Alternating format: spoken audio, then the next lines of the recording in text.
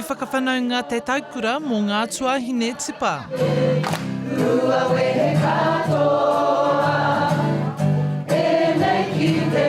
Doing this is the one good thing that we have to look forward to. Ko Maria Tipa-Mako tētahi o te toko whā kua hoki mai ki te ao Haka hei kaumātua.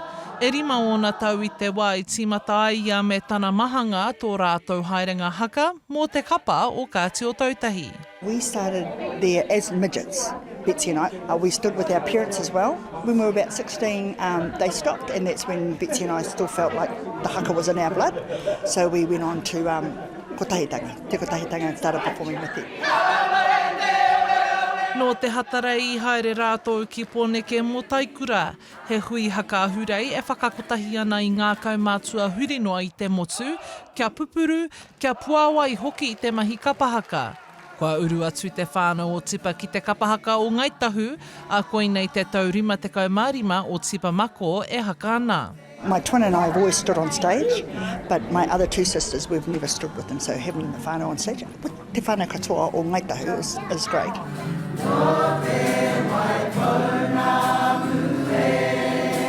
I live here, Pāmi, my other sister in Otake and the two other sisters in Christchurch. We don't get together much anymore.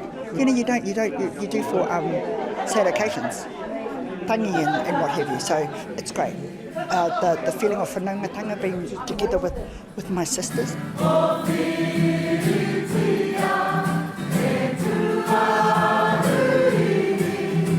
No te taurua mano mawhitu, tīmata ai a ngai tuāhuriri te urunga atu ki te hui ahurei nei.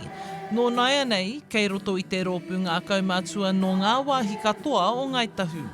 E kia ngā wiki rātana, kei te waiata tonu ngā waiata no e rātou tīmatanga. We've now grown and got representation from just about everywhere across our the Waipaunga. And so we hope that the succession with our mokopuna, being able to share our kaumātua sharing with our mokopuna, then that mātauranga will be passed on and our waiata will be performed for years to come.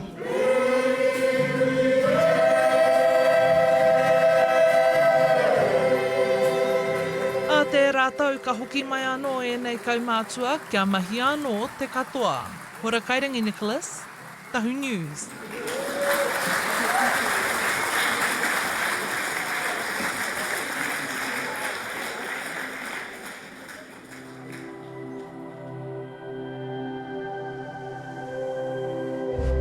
Ko te reo, te take.